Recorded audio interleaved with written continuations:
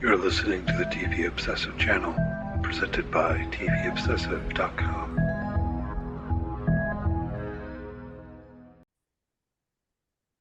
Welcome back to episode 61 of the TV Obsessive podcast. My name is Ryan Kirksey. I'm a writer and contributor for TVObsessive.com.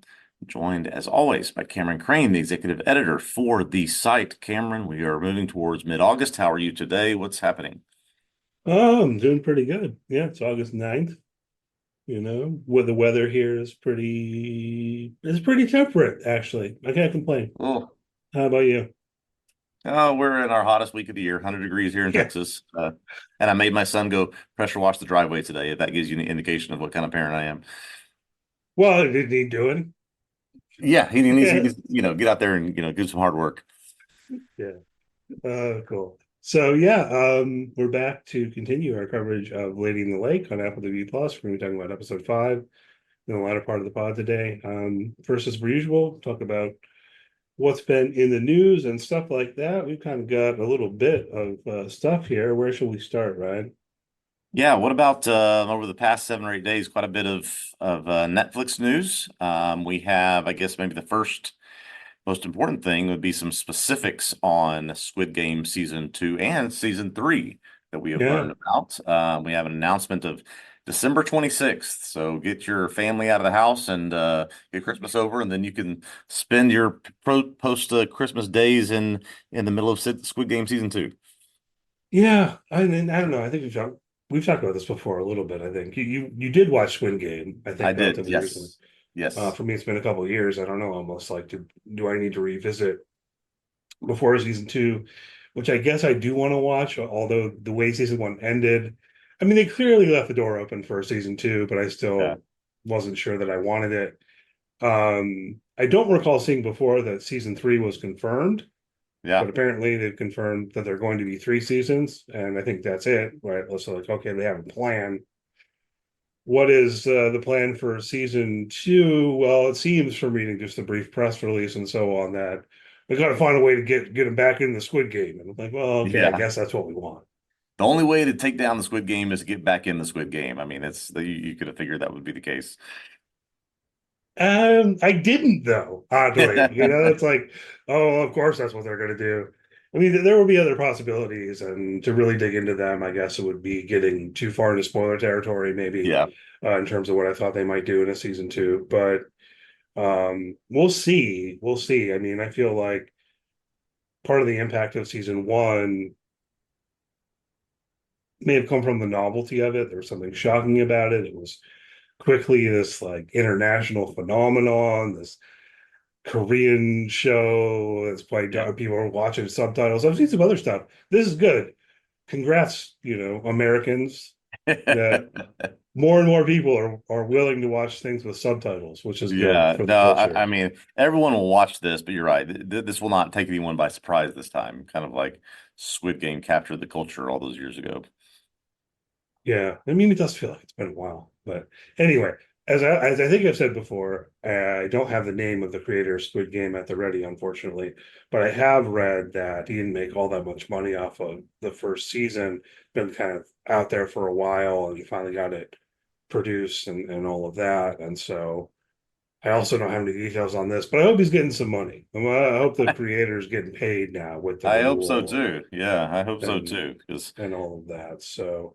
Yeah, and then more broadly, with Netflix, you were mentioning the Geeked Week. Is that what yeah, they they're call it? gonna I'm not super familiar with this person's Yes, name. they're going to do something in the week of September 16th called Geek Weeks, where basically they do a week focused on and some events surrounding their what might call nerd culture type shows. So Squid Game will be a part of this. Avatar: Last Airbender will be a part of this.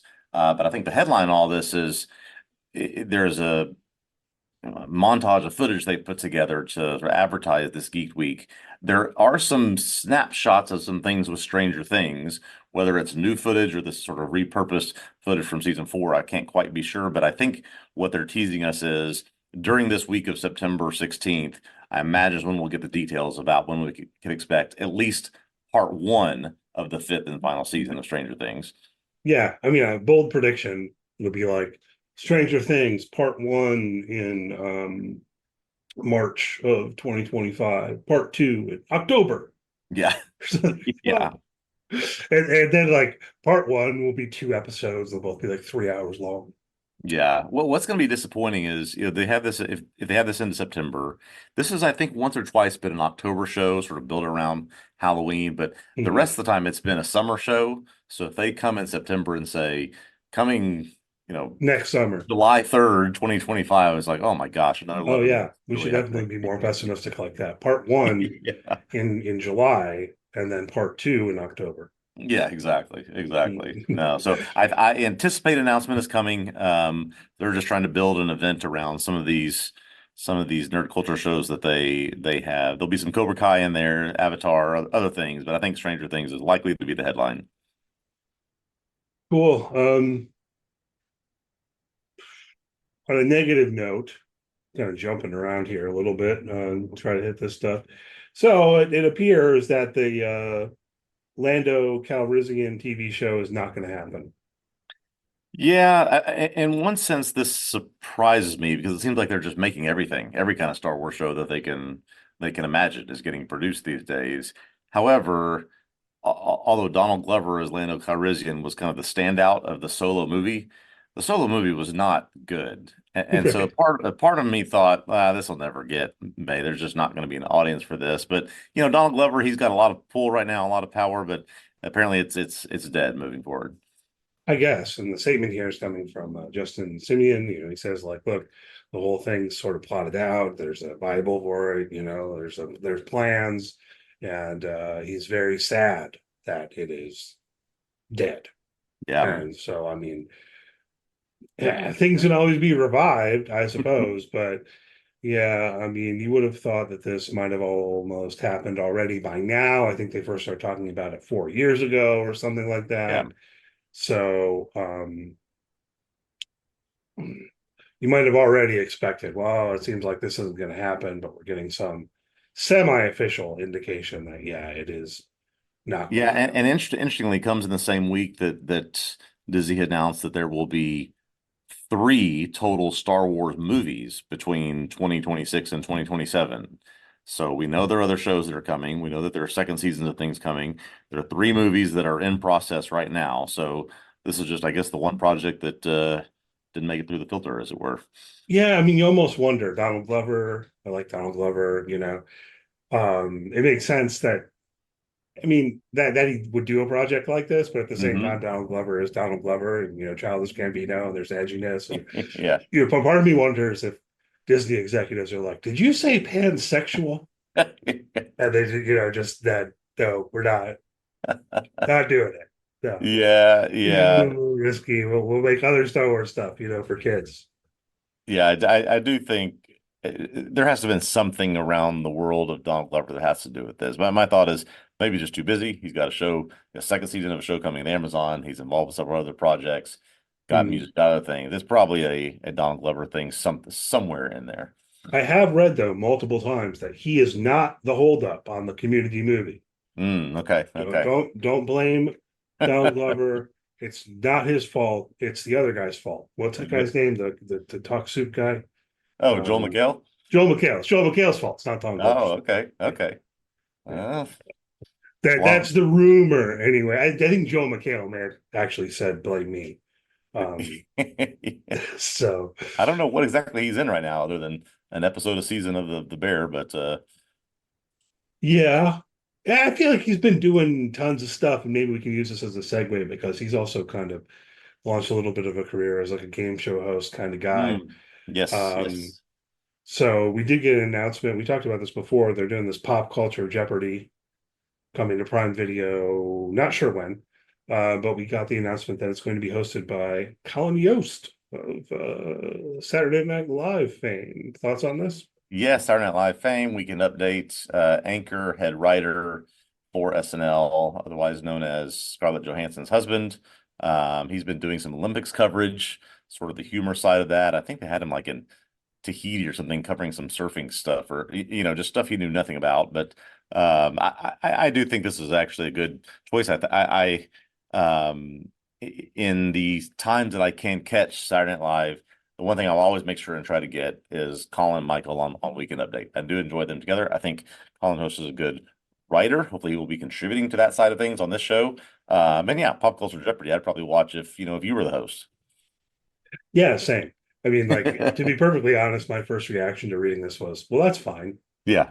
I mean, I agree. I do enjoy catching Weekend Update. I think they've been doing a good job, the two of them, for however long they've been doing it now. I remember I guess it's been quite a while, but there was a period there where Weekend Update was a weak point. Yeah. I think they've been on it for more That's than probably 5 been years. 15 years. 5 years now. Yeah, for the two of them. Well, and then for a little while, weren't they doing like Amy Poehler and Tina Fey? Yeah, that was like the late aughts before Seth Meyers took over, I think, or yeah, so I Yeah. forget the order, but So yeah. it's like I'm really showing my age. So I'm like, oh, well, kids, like 20 years ago, there was a period of time because I mean before Amy Poehler and Tina Fey, like right before them, I can't even remember who did it, but there was a period where it was like they were trying different people and it just like Yeah. wasn't very well. Post Dennis Miller, Oh yeah. but after Dennis Miller was all right at it. Yeah. Oh yeah. But they just have Yeah. gone through. I mean, I think they even tried Jimmy Fallon and Amy Poehler, and they bombed together. So that's when they brought Tina Fey in, and that worked for a long time before Seth Meyers took over. That's funny. Maybe I'm actually thinking of the Fallon era because the man breaks. Yeah. Like I know it's his he breaks to the point where it's kind of his thing, Exactly. but maybe sometimes it's endearing, but overall it's kind of like personally, we're going on a tangent now, but personally, I miss the Norm Macdonald days.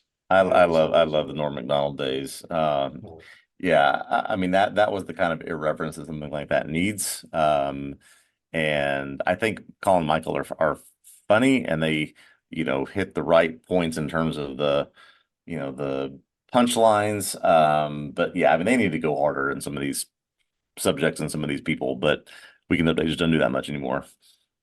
yeah, don't quite as much of an edge, No, perhaps. Talking no. about Saturday Night Live, there's also questions of like who's going to play Tim Walz on Saturday Night Live that have been in the air, and some people were suggesting Steve Martin, but Steve Martin came out and said, "No, I'm not an impressionist. Find someone who will do a good job, as opposed to just a famous guy with white hair." Right. Glasses. So, That will be interesting. I mean, obviously the massive favorite for Kamala will be Maya Rudolph, but no sense yet of who might play Vice President candidate Waltz. yeah, I have read that Maya Rudolph is going to come back for Kamala. So, um, let's see. Another thing that I'm excited about. I haven't read this particular book, but we've talked about possible Neil Stevenson adaptations a couple times over the course of the podcast. They've never happened. Snow Crash was always the running favorite. A couple times I've adapt Snow Crash.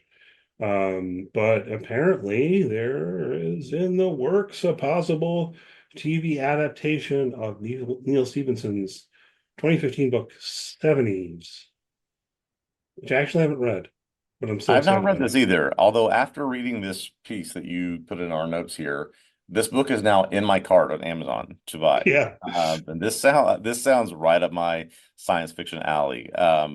One that Science Fiction Awards the year it came out was on Barack Obama's best of list for that year. This sounds very, very interesting. Whether they do this show or not, which sounds like it's moving forward. This idea of an Earth where the moon has been broken into 7 pieces and is going to destroy the Earth in 2 years. Yeah, this is how do we save ourselves? This is a book that's going to find its way to my house within a couple of days. Yeah, I should get on top of reading it myself. I've read everything Neil Stephenson wrote before this book, Okay. and nothing from this book until 2024. So, it's like I'm telling on myself, I should make more time to read books. It was like this has been on my list since it came out. You know what I mean? Personally, but yeah, I'm gonna have to get my hands on a copy and read through this Yeah. myself, and hopefully the show. So all we Actually, have is a production company. We don't have anything about casting, dates, times, networks, just a production company at this point. yeah, this is super early Yeah. days. Like the only news here is that the production company bought the rights to adapt it. So it may or may not happen. Personally, I feel like you could adapt almost any Neil Stevenson novel into a TV show, and it would work. You could make it work. So Yeah. looking forward to that. If it happens, hopefully 3 years from now or whatever, it'll probably Yeah, right. Well, there is another thing on our notes here that may or may not happen. I have to say I'm not rooting for this, but the co-creator of Ted Lasso has said apparently season 4 is on the table if Jason Sudeikis wants to do it. And this surprises me because of how this show wrapped up and just extreme sense of finality that there was to it. And Jason Sudeikis saying that's it. But to have his partner come out and say, well, maybe we'll do it if he wants to move his family to England, so on and so forth. I just don't know what to think about this. Yeah, I don't know. I saw this news item. I'm not sure if there's anything here, Yeah. right? I mean, you said it. This is the quote unquote news that they're open to making more Ted Lasso if Jason Sudeikis wants to make more Ted Lasso. Yeah. All right, fair. Are there any indications that Jason Sudeikis wants to make more Ted Lasso? Does it make sense in terms of the show? Are there ideas? Right? It seems like you're just saying, well, if there's an idea, we could Yeah. do it. I wonder when when these types of things come out, as you said, no, Jason Sudeikis has not budged on his stance, apparently, of wanting to do more of it. There's no other cast members that have come out, I think, publicly. It's just, what is what's the incentive for him coming out and saying this? Is he trying to encourage or nudge Jason Sudeikis to make a decision? I don't know why you do this. Maybe so. I mean, from the television executive kind of mind, it's, hey, Ted Lasso was our most successful show. Of course, we'll do more Ted Lasso. Figure out a way to Yeah. make more Ted Lasso or something, Right. I'm not trying to be too cynical about this or anything like that, but there are different angles at which you could be approaching this kind of question.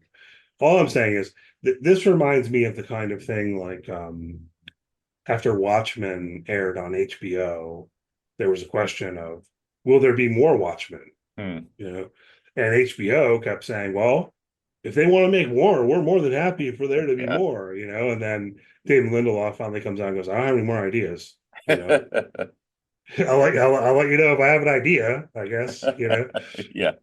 So it seems a little bit kind of similar, and maybe one of those things where because of the fan base for Ted Lasso, people pick up on the comment and it's making its way as like this floats as a news story, but I'm just not sure that there's really much to this.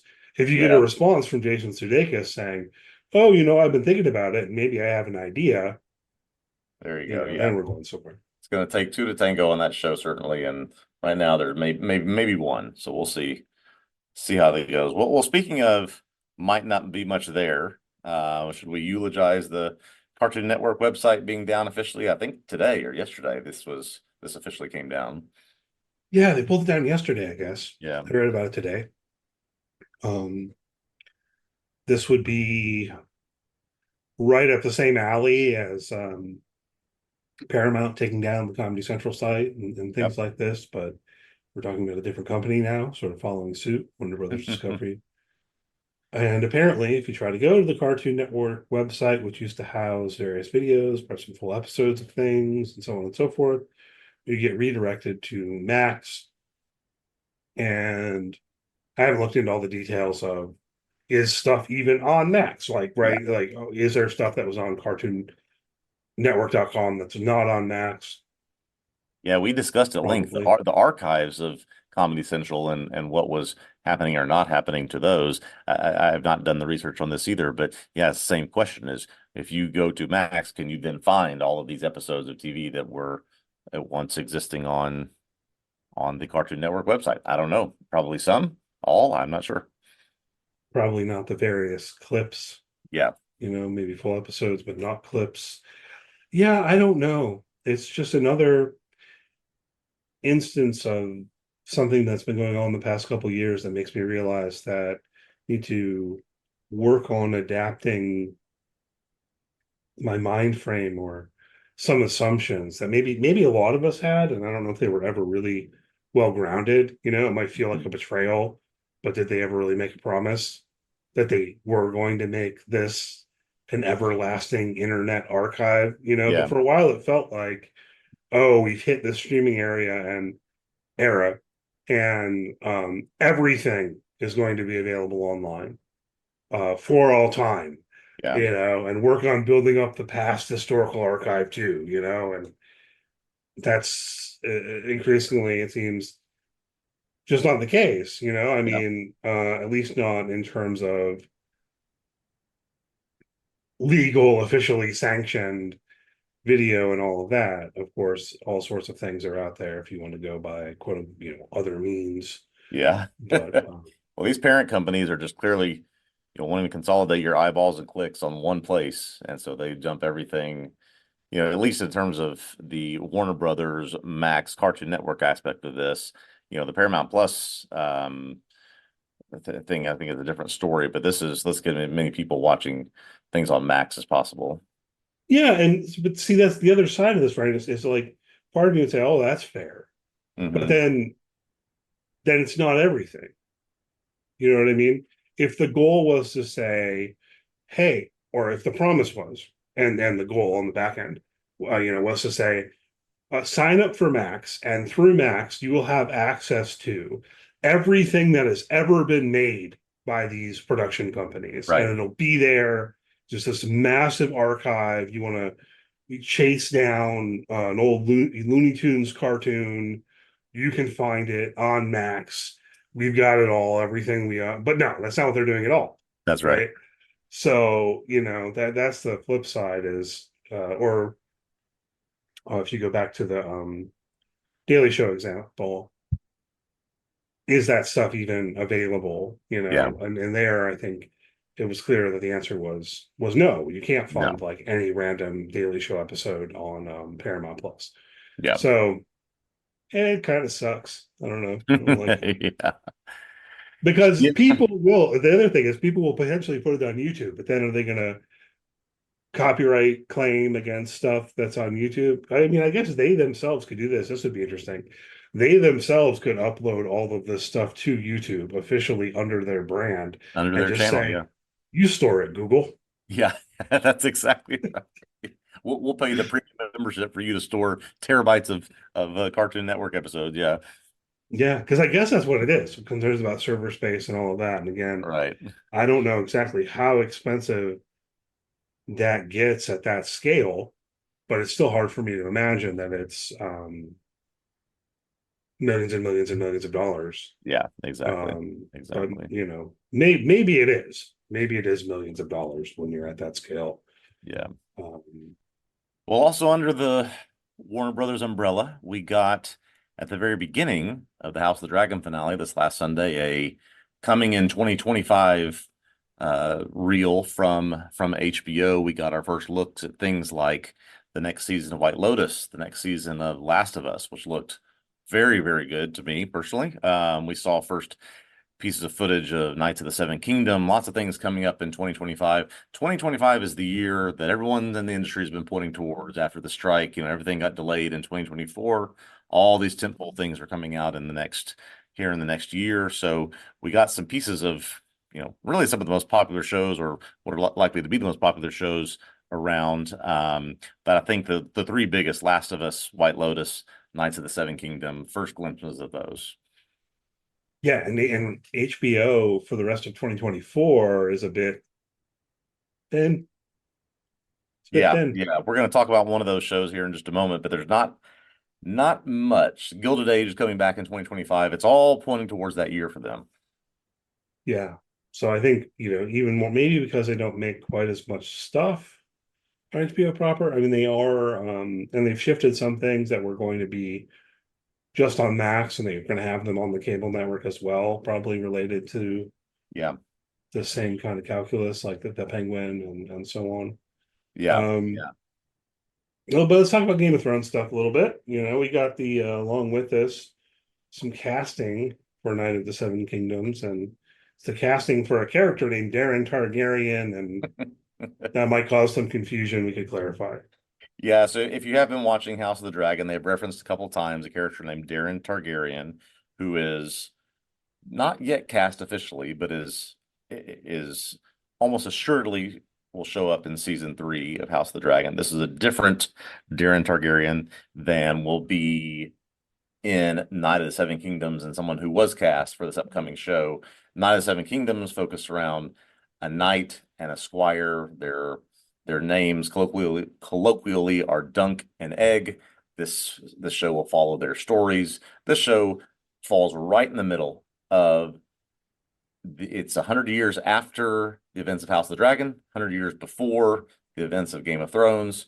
So people are kind of starting to look at all the clues. Will there be anything we see that sort of ties these shows together? But really, this is just allowing HBO to put more Game of Thrones content on, on our TVs, and we're going to get, I think, a 6-episode season starting in 2025.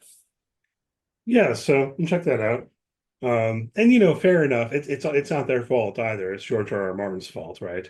That you Yeah. get another Darren and multiple Aegons and multiple Yes. Jaharises. Yes. Viserys, Jaehaerys, Darren, Aegon, yeah, all of them, multiple. What really cracks me up about all of this is in the Game of Thrones verse, and I'm sure George R. R. Martin probably has a laugh about this too. You have all these characters with these names like Darren Targaryen spelled weird, and Jaehaerys and all of that. And I'm like, what about that guy? And it's like, his name's Jason. Yeah. He has had some fun with a lot of that, including, and we may have talked about this, including characters that were introduced in this season of House of the Dragon that were named Oscar, Ernie, and Grover that were intentionally taken from Sesame Street characters. He's admitted that. So yeah. Sometimes he just cuts a corner on those names, I guess. He's having a little fun. Because also it's like there are any number of characters who have a name that sounds normal. Yeah. And then it's spelled weird. It's like Alice. No, it's not spelled like you think. But then Jason is just like directly the name we're familiar with. So anyway. Yeah. I did watch the House of the Dragon finale. You watched it also, of course, and wrote the article on the site about it. Talk about this a little bit. I mean, it struck me that your main takeaway was basically that you wished more had happened. Is that fair? Yeah, so there's been this, and I'm going to do my best to avoid specific plot spoilers and what has happened and what is to come. But there was this discussion before the season, and now it's really ramped up at the end of the season of, why this was an 8-episode season when originally it was supposed to be 10. It was, for some reason, perhaps budgetary, cut to 8. The people in charge of the show said, well, we didn't have much of a say in that. It wasn't our choice. And so we get this finale that I guess the most succinct way I could put it is let a lot of people down in terms of, and I don't think it let people down in terms of the quality of the episode of television. It was a good episode of television. But my main takeaway from this whole season is the expectations that they set before this even started of what this would be, what we would get, what would happen on screen. And we got very, very little of it. And I think that there was a lot they could have done. There was plenty of things. Now that we know, we have confirmation this will be 2 more seasons, and that is it. Now they sort of put themselves in a corner where they've saved so much stuff. It's going to be hard to fit all the major battles, major plot points, major things that involve characters and their deaths and what happens with them. There's gonna be a lot to fit in 2 seasons, especially if they're only 8-episode seasons. So wish they would have done a little bit more in this season. Wish it would have been 10 episodes. All in all, thought it was a good season, but just had a disappointing end. Yeah, I agree. And my point was going to be something that you already said, but I'll reiterate. Now, I thought it was a good episode of television, but it didn't feel like a season finale. Really, it didn't have what you want out of a season finale. Yeah, I guess I did expect a bit more to happen, and I mean, the closing montage felt finale-ish, yes. but not in a good way. Not in a good. I mean, like it was fine. I'm not complaining about the montage, but it didn't feel like I don't know, whatever exciting thing or cliffhanger type thing or whatever we might want. It felt more like when they started doing that, wasn't paying attention to how much time was left in the episode, but as soon as they started that montage, I was like, oh, so nothing's going to happen. They're No, just going no. to, they check like, yep, there's 2 minutes left, there's I would say the most common sentiment I saw was that was a very good mid-season finale, right? yeah, It like they're showing was, us where the chess pieces are lined up. Yeah, it's like a mid-season finale. Yeah. yes. I've also Um, seen a lot of people say it was a wonderful 70-minute trailer for season 3. That's basically what we got. And I can't say I disagree with a lot of that, but still some quality things there, but wish they had done some more. yeah, I mean, it does make me think about how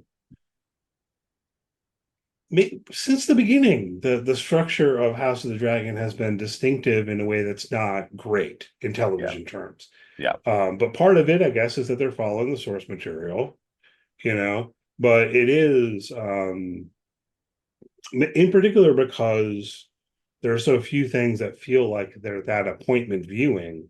Yeah. Stylistically or structurally, though, it doesn't fit that. It would Exactly. fit better as a binge on Netflix or Yeah. something, because it's just constantly like, well, here's more show. Right. And I did talk about this a little bit in the piece that's up on the site now that they have I guess ironically have the opposite problem that Game of Thrones had, which there was so much content, yet they still ran out of it. Here, they have focused themselves so narrowly on less than 200 pages in one book that they have to spread this out over 4 seasons when it's just a historical text. And so there's not much into what did this character think? What were their influences? What were their incentives? What were their motivations? They're having to create all of that. And Mm. that's what they're using to fill the time. I just thought there would be a little bit less of that, a little bit more of the events within the book, but apparently 3 and 4 is going to be jam-packed with all that. Yeah, I do think that's really interesting, right? Though, as I understand, the text is like, I haven't read it, but it's like an historical account, and Hmm. so then you get to. It's interesting as an adaptation to feel like, okay, well, now they're showing us what really happened. Yes. And I think it could actually be quite interesting to look at the text at some point later myself, Yeah. and like how to. It seems to me like that must be an interesting experience for people who have read it. If you take that kind of line, that like the show is what really happened, and you can think about that in relation to how it becomes this written history, and Right. if that makes sense, and I don't know, hopefully it Yeah, does. I do recommend, if you're all interested in the show and reading this, at least this one section, because the whole book, Fire and Blood, is based on the accounts of 3 or 4 different what could be unreliable narrators. And sort of Yeah. one narrator is putting together pieces of information that he's gathered from all of this source material. And sort of like, we do not know who is right. We think this person was right. And so this show is creating the definitive account. So it is interesting to compare all of that in the end. Cool. Um, yeah, we can hold off on my note, my entry here until next week, maybe. You want to talk about industry a little bit? This is what is coming into the HBO prestige time slot, Yeah. Sunday night, right? The 9 Eastern, 8 Central slots this coming Sunday night, August 11th, will be filled by season 3 of Industry. I have started this show in about made through the first half of the first season. I mean, wow, this is there's a lot happening in this show, but it is quite addicting in terms of addictive in terms of the characters, but also, man, what they are going through. So I'm going to try to get as much in as possible before I start season 3. I think I'm just really looking forward to Kit Harington being this badass billionaire that is going to show up in season 3. So I'm kind of pointing towards that. Cool. Yeah. I have not watched Industry.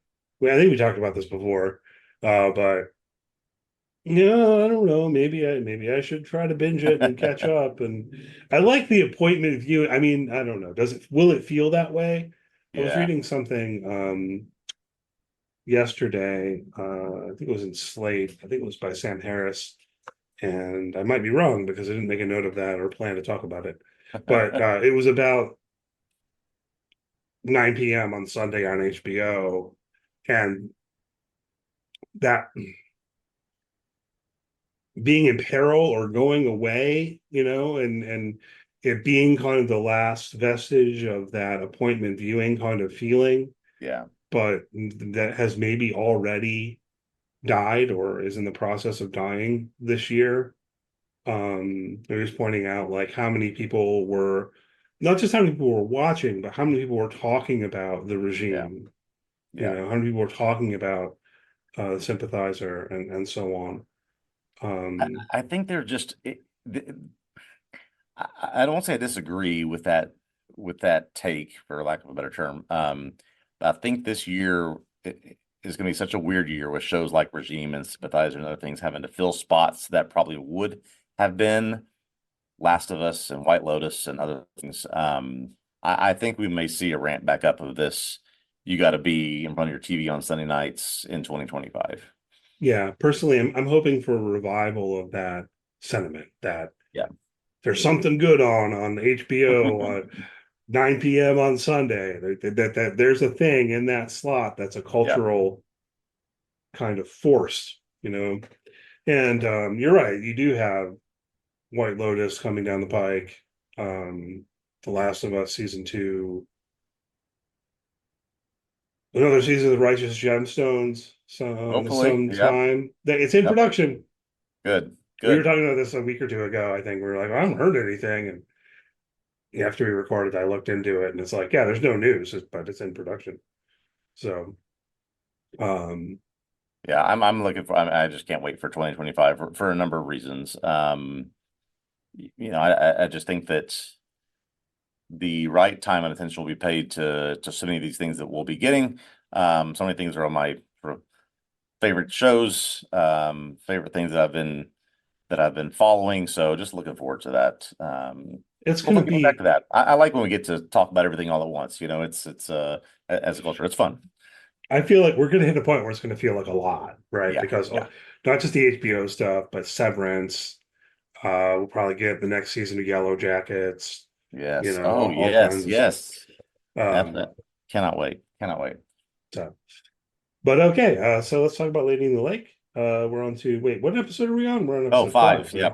Yep. Okay. Episode 5 this week, and yeah. So spoilers on the table for everything through episode 5. On the other side of this brief musical interlude. See you in about 10 seconds.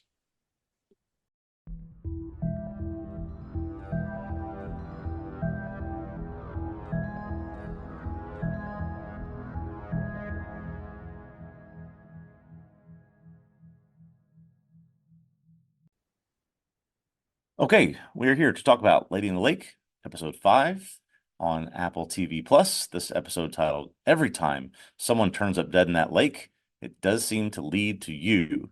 Again, directed by Alma Harrell. This episode written by Boaz Yakin, who will also write the finale, we have recently learned.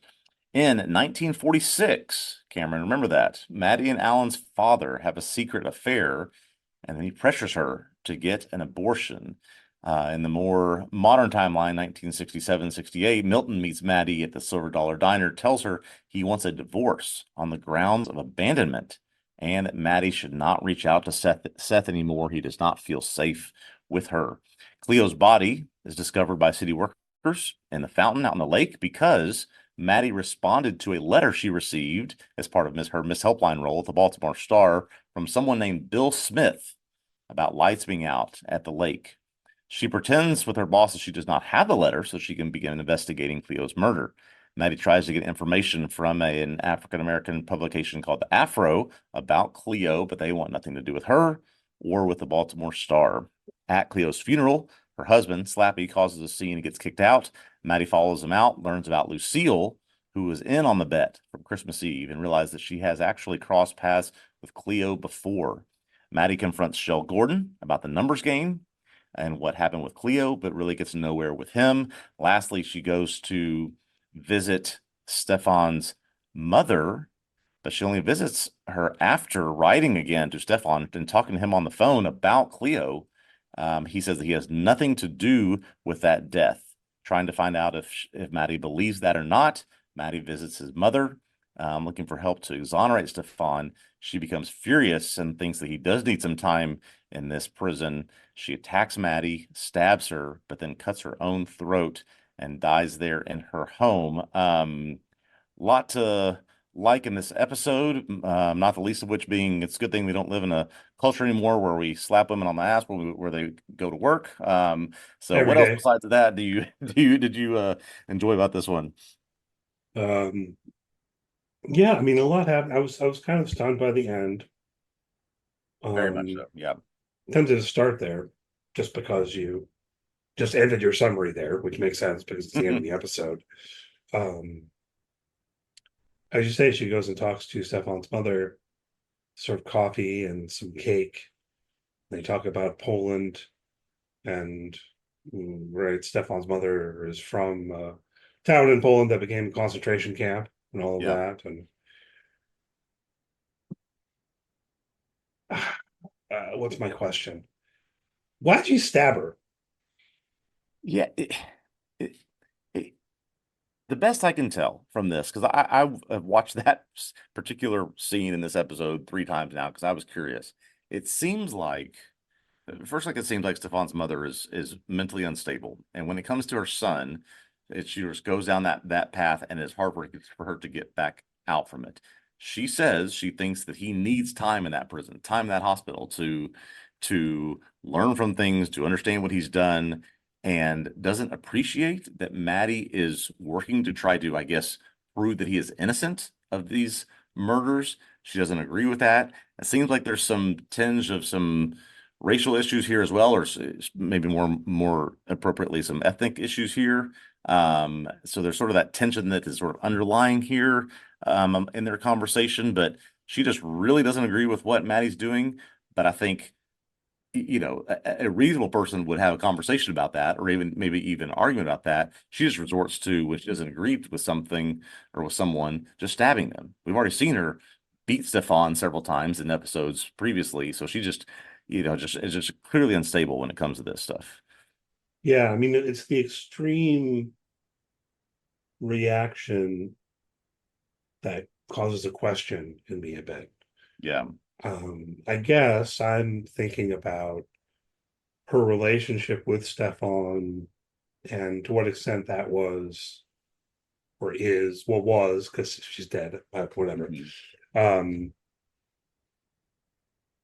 maybe abusive, controlling. To what extent is Yes. it? Because it seems like the thing that really sets her off is when Maddie starts telling her that Stefan escaped and came to visit Maddie, Mm. and that how much he likes talking to Maddie. You're right about that. Yeah. So I feel like there's a weird layer of jealousy or Yeah. That something. she has to have that level of control over him. And when she does not, A, know that he did that, and B, he went to her instead of his mom, she just completely flips out over that. Yeah, that's kind of how it strikes me. And then I guess I think that she slit her own throat because she realized now that she would be in trouble. She's created this situation that's going to be very bad for her personally. Is that what you think? Or, I I mean, I is there guess, I something mean, else it's going one on? one thing to treat your own son a certain way who's not going to go run to the police or run to the newspaper or whatever. Another thing to have someone come into your home from a newspaper who's working on something publicly and stab them. I guess she just realized the consequences of her actions. But I yeah, guess. it was not a predictable outcome. I can say that. Right. I mean, yeah, it's weird to say almost that that part makes some rational almost sense to me, I guess. Like if you start thinking, oh no, now I have to either kill this woman and then I've got a dead body to deal with, or I don't Hmm. kill her and then she's going to call the police on me and I don't know how to get out of this. But I don't know. At the same time, it makes me wonder whether something's going on. I mean, let's go back and fold in briefly the mystery about what happened to Tessie, Okay. whether Stefan is guilty, the possibility that Stefan is not guilty, Hmm. and I promise I'd mention it every week. Santa Claus. What's going on in that Santa Claus scene? You so is there any possibility that it was actually Stefan's mother who was involved herself and Right, bears because some Stefan and guilt. Tessie were having conversations in the fish store before she goes missing, if I remember correctly. And so is this another level of jealousy of you spending time companionship with someone else, developing a connection with somebody else, and she goes into another fit of rage about that, just like she's done here with Maddie. That certainly could sound reasonable to me. Yeah. And, some indications of anti-Semitism on her part. Hmm. So I don't know, something to think about as a possibility Yeah, that I certainly maybe think maybe so. she bears some guilt in terms of what happens to Tessie. Um, in many ways, Stefan to me does not seem guilty. I don't know. I mean, it's like, yeah, he's creepy Yeah. and disturbed, but yeah, still thinking about the Santa Claus scene.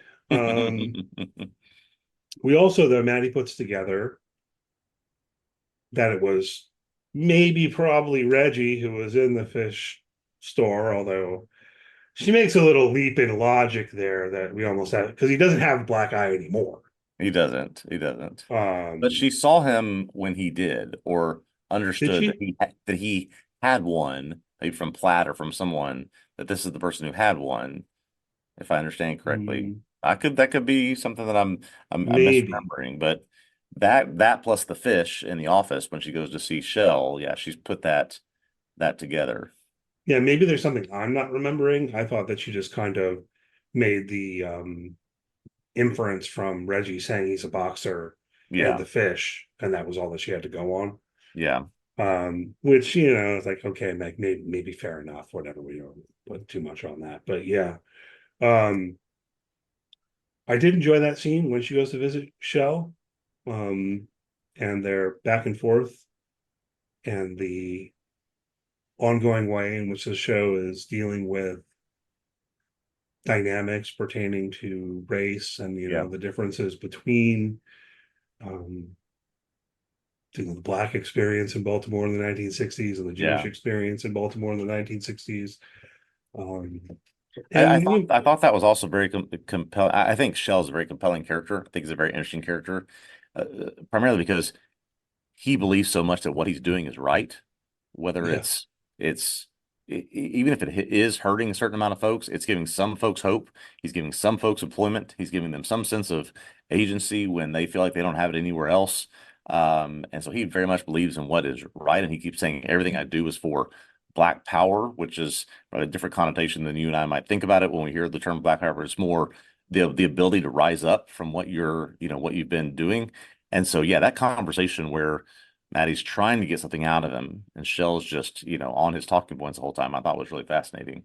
yeah, and I mean, taking it from his perspective, I don't know. I don't know if I can quite go all the way, but there do seem to be real indications that he's not just amassing a bunch of wealth for himself, but he really is investing in the black community in Baltimore, and you can follow that vision out. I mean, the fact that the numbers game is rigged, that's a point against him Yeah, in my yeah, mind. That's a big one. That's maybe the yeah, biggest one. Because even the idea of the numbers game itself, okay, it's like an illegal lottery. And you could have some worries about that as being exploitative. Sure. But, we've got a legal lottery. Is that exploitative? Maybe, right? But, what's the difference between the legal lottery and the illegal lottery? Maybe not huge in my mind. But the fact that it's rigged, yeah. that makes it more worrisome and so on. But I definitely agree. He's a very compelling character. Oh, and look, I mean, he also had Theo killed. So Yeah. that he's Which, like a gangster. So, okay, so we get confirmation. We had this whole debate last week, which ended up being for nothing. That was this Cleo. Now I'm about to well, say something. go I don't ahead. know if you noticed this. We do not see Cleo's face in this Okay, episode. that's what I was going to say. Okay. Did you say it's confirmed that Cleo is dead? Yeah. And yeah, maybe. I think, I still think that yes, this is Cleo who's dead. But you put the little seed in my mind last week, and so I was paying attention this episode, and We don't see her face. Maybe thankfully, because what we're told by the medical examiner is she's in really rough shape because she's been in the water for a few months. Yeah. How possible is it to identify for sure that this is Cleo? So this is my question: is surely Her there are people? mother, Yeah, we see Maddie go to the medical examiner, and he said, "Oh, she's in such bad shape. She was just in the water for several months." You would expect someone like Maddie, who only had very brief chance encounters with Cleo, to not necessarily be able to identify, but were her husband, her family, her parents, her employer, her anybody who else who could have been there, were they able to identify her based on anything other than the clothes that she was wearing, the coat that she owned? I think that was left ambiguous. So I can't say I'm completely out on this theory, even though I'm still mostly out on the theory. I was going to say, the door's open. So I don't think this is true, right? I don't think this is going to be something that happens Yeah. that we learn. But the door does seem to be still open for the possibility that the lady in the lake is not Cleo, but someone else. So I started trying to, follow this out. What would this look like? That Reggie killed someone else instead to save Leo? I don't quite buy that, right? And who would he have killed? Yeah. Dora comes to mind, who was supposedly in Paris. But Reggie loved Dora. Reggie wouldn't have killed Dora. But Dora is a heroin addict. What if Dora overdosed and died? Mm-hmm. And Reggie decided, all right, I don't like this, but here's a way out. Yeah. He goes and meets Cleo in the park and says, hey, Shell told me to kill you. Give me some of that money. We're going to take your clothes. We're going to put them on Dora. This is sad. I know she's your friend. I'm going to dump her in the lake and you skip town. I do not think this is an unreasonable theory. We, I, part of me thinks we are on the right track here. And why would he do that? There seems to be some kind of bond connection between Cleo and Reggie. And even though Reggie was in love with Dora, I think there might be something there between the two of them. And he's hoping, well, at some point maybe I can get out of here and skip town and go be with you. He certainly does not want to be working with Shell Gordon anymore. So I think we might be walking down the right road, although, I'm certainly willing to be wrong about it. Yeah, I almost want to be wrong about it, actually. So to be clear, Yeah. like I don't know that what I'm Yeah. just saying is speculation. So if it ends up being right, I guess I just guessed well. But Yeah. I'm not really the kind of television viewer who wants to figure it out and guess Yeah. well Yeah. beforehand. I prefer not to in a certain Yeah. way. And we should be clear that this is a show that is at least loosely built around true stories that happened in Baltimore in the late 1960s about two women found in a lake. And this one, Maddie, who wanted to begin a career in investigative journalism. Now, once these mysteries have come up, I have stopped looking into the details of what exactly happened and what did they figure out and who it was. So, and these aren't even the right names of the actual people who died. yeah, So the chances are this is a lot of fiction built into truth here, but same. Yeah. Same in terms of purposefully not looking into yeah, all of the known details about the historical cases. But from what I have read, the impression I've gotten is while there were the real cases, um, that this is almost entirely fiction building out yeah, the story. And, yeah, I think even it might be at the level of with a real historical lady in the lake, we don't know yeah, exactly. what happened. You know, I'm not positive about that. I stopped reading. Yeah. Um, but so but this is the location of that too, and that's something of a segue, I guess, or seg. I don't know, whatever. We were told that Maddie says she got this letter from Bill Smith, and what's the guy's name? Bob, the reporter. I think his name is Bob. Well, Bob that's a Howard. fake Yeah. name. I don't know if it's Bill Smith. Lots of people are named Bill Smith. What do you think? Is it a fake name? Who do you think wrote this letter? Do you think it was I some actual I guy named think Bill Smith? I think this is a fake name. I think if I'm to propose a theory, I think this is Reggie that sent this letter.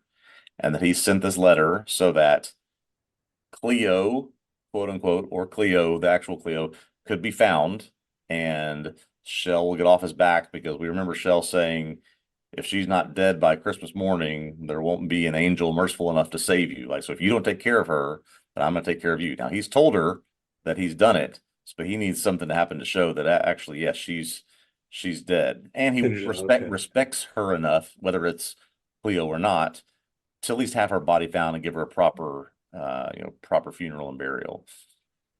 Oh, yeah, that makes some That's my sense. theory. That's my theory. Maybe Shell's been, a little suspicious of whether he actually did it, and Yeah. that would make some sense. That's a possibility for sure. Um, How about you? I don't have anything else. I don't know. The only thing I have is like maybe there really is a guy named Bill Smith. Yeah, Like where we're could be. jumping to say that it's a fake name. I'm sure that there are plenty of people named Bill Smith in Baltimore in the late 1960s.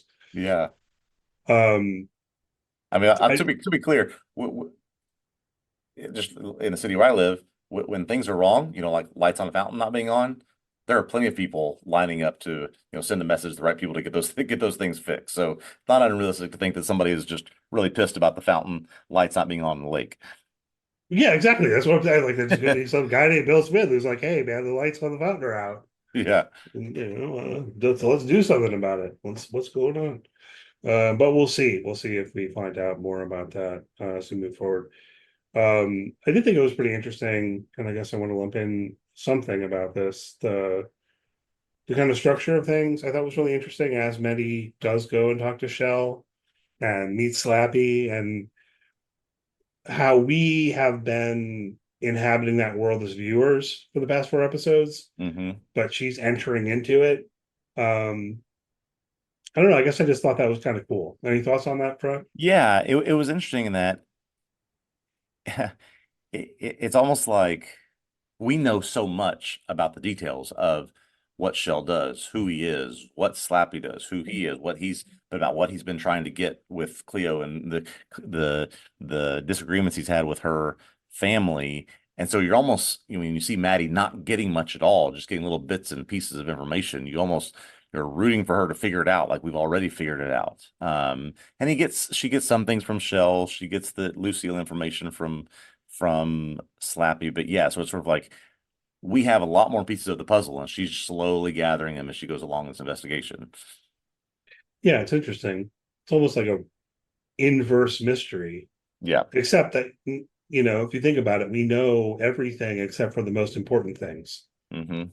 Who we haven't seen either of them murders Right. themselves. Exactly right. Yep. So, um, lots of mysteries, lots of questions. I guess let's move to talk about the thing with the dates. Yeah. We were talking about this before we started recording, trying to make sure we had our facts right. The title card at the beginning of this episode says 1946, clear as day. I went back, I double checked it and everything. Here we see that Maddie and Hal, Alan's father, Hmm. are engaged in a secret affair. Um, and she tells him that she believes she's pregnant. Hmm. Right. Then later in the episode, as you also mentioned in your summary, there's this is more trauma flashback territory, but all indications are that Hal pressured her to have an abortion of this pregnancy. What's weird is I went back to episode 2 Hmm. when Maddie is interviewing Alan's mother and then talks to Hal. That is marked as being in 1947. So the show's telling us that what we saw in episode 2 happens after what we saw in this episode, which I found surprising. I would have I guessed it was the found other it way around. completely surprising as well, only because when I saw episode 2, I assumed this was a first meeting between, Yeah. or maybe they had run into each other. She's dating Alan, they've seen each other, but really a first actual conversation between Maddie and Hal Durst. But we're putting this, the way that they've proposed it to us now is they've had this whole history of an affair, of a pregnancy, of an abortion, of all of this time together, at least months and months before this meeting that they have there in the house in 1947. So yeah, I can't say that quite computes with how they want us to think about this, but they're signaling. I mean, the facts are the facts. I mean, unless it's a mistake, but I Yeah. don't know because it's clear as day they've got these title cards with the years and they're stylized. They Hmm. obviously like put thought into them, you know. There, so it is very intentional what they're telling us with those dates that they put on the screen. It could some possibility that it's a mistake, but I don't know. I guess we just have to roll with the idea that it isn't. The first thing that stuck out to me about 1946 is, we've had this question of, well, who is Seth's biological father? If it's not Hmm. Milton, indications that have had us talking about the possibility, at least, that Hal and Natty did have a sexual affair going all the way Yeah. back to the premiere, right? Right. But it was just quick flashes and all of that. So that wasn't terribly surprising.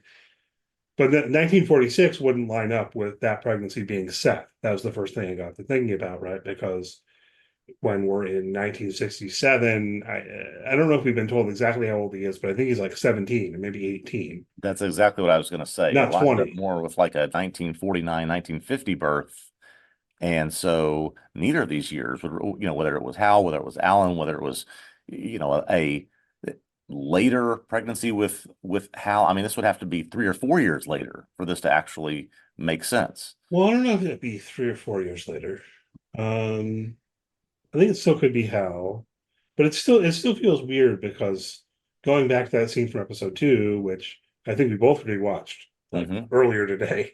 Yeah. Uh, even if it's not when they first met, it feels at least a little wonky to me to conceive of it as being after the abortion.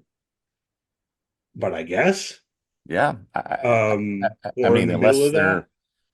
unless they're saying that the affair started at some point in 1946, maybe sometime many months later or post the meeting in 1947, she gets pregnant. I mean, they could have had this relationship for a couple of years, 3 years. Who knows? We just are not given that specifics of, we're just given, as you Yeah, said, sort of these trauma flashbacks of the idea of having this abortion. But again, you alluded to the conversation that we do get in 1946. She sort of implies that she is pregnant. So yeah, yeah.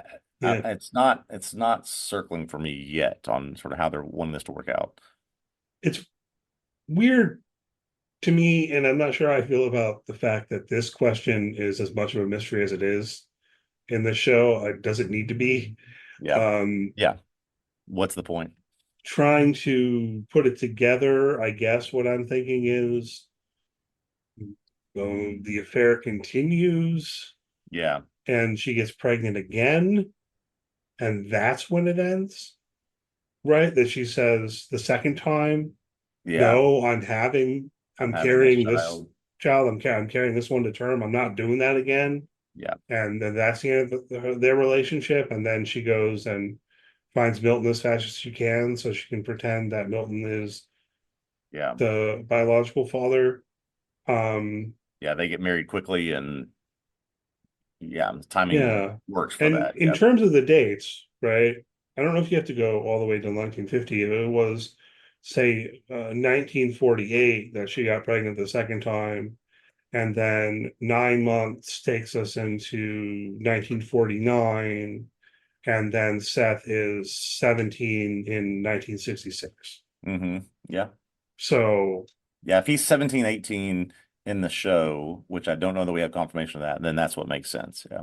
I think the only what I'm basing that on primarily is in the earlier episode, they were talking about colleges Okay. Yep. and the idea of him going to college, making sure to get into college so he doesn't get sent to Vietnam and stuff like that. So I feel like he's in high school, but I think he's like high school senior. Yeah. Yeah. That would make That's sense. where I Yep. think he is in terms of his age. So anyhow, um, we do have Yeah. the scene with Milton. Any more we want to say about Yeah. that? Other than just he's found his 25-year-old fling and ready to officially end this with with Maddie. It did strike me in that whole conversation. She's kind of waiting for him to say that he now knows he's not Seth's father, and seems to have some weight lifted off of her when we learn that he does not yet, or he does not seem to know that yet. No, he doesn't. Because he says that he had this heart to heart with Seth, and Seth opened up, but not about that. Yeah. According to Milton, Seth has said he doesn't feel safe at Maddie's place. He's asking Maddie to stop pressuring Seth to come to her place in the bottom and so on.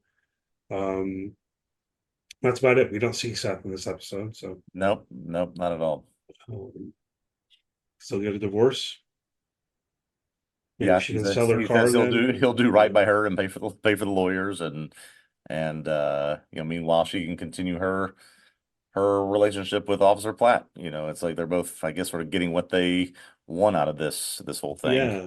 Maybe let's talk about that briefly before we wrap up here with the relationship with Officer Platt. Yeah. Because Maddie starts kind of spinning out almost, I want to say, in terms of getting sucked into this investigation, flipping all of these things from the newspapers, trying to piece things together, gets told at the department store that the dress that she bought on Thanksgiving, what Cleo had been wearing in the window, which she hadn't put together before that. The comment from Stefan on the phone that gives us the, again, incredibly long episode title. Every time someone turns up dead in that lake, it does seem to lead to you.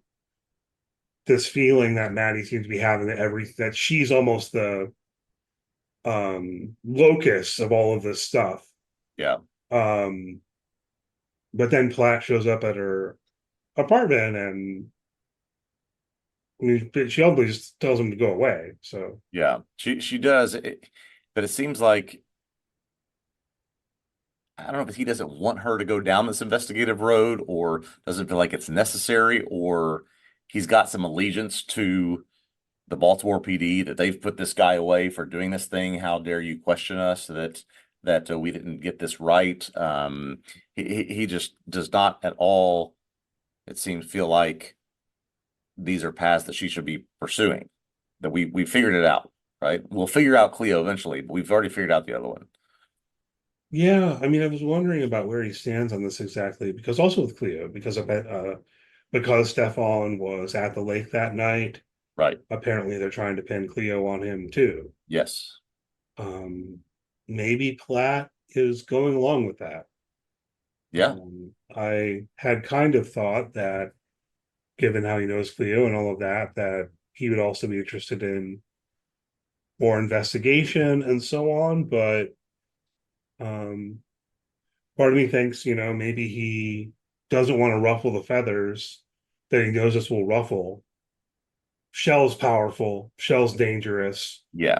And Maddie is challenging how he has sort of reconciled himself maybe to not looking into this more.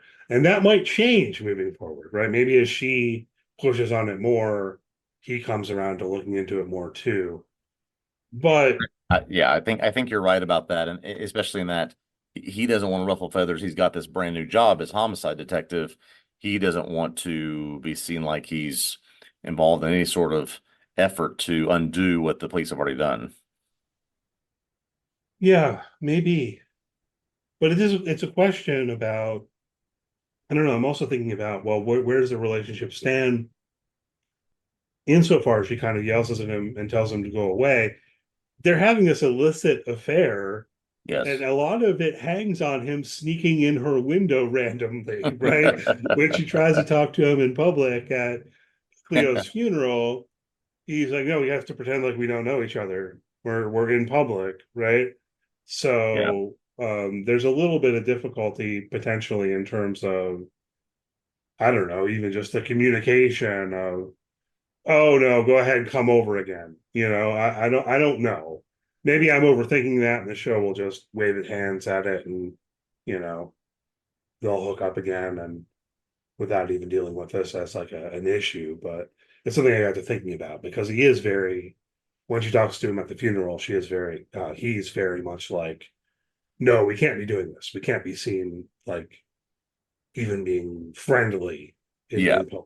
Why would they know each other? Even if it's a relationship between a reporter and police officer, it's inappropriate. So yeah, they can't be seen doing any of that. I agree. And on this note, I want to make this is almost a correction from something in a previous podcast that about the years are significant, right? That this is now 1967. The previous story was 1966. I believe that I misspoke on a previous podcast. We were talking about the possibility of them going to the Colts game. No, I'm sure no one noticed this. Okay, but I think I accidentally said 1968 on that podcast. It's significant that it's not, insofar as the Supreme Court case Loving versus Virginia, which struck down laws against interracial marriage, was in June of 1967. I see. Okay.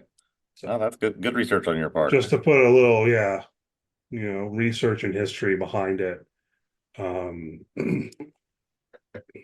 It makes a difference in this case that it's 1967, early 1967. It's not 1968. So, yeah. Let's see. I think looking at our notes that we've hit on just about all of them. Anything else you want to talk about before we wrap this up?